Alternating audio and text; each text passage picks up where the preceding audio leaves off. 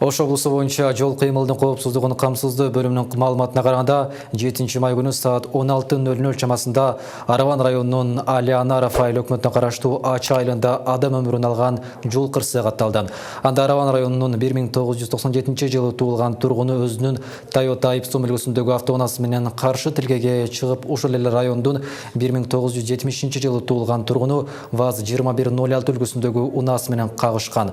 Анын кесепетине ВАЗ-2106 үлгүсүндөгү автоунаанын айдоочусу жана унаанын ичиндеги 1959-жылы туулган Араван районунун тургуну жана 2019-жылы туулган 2 айлык наристе окуя болгон жерден каза болгон.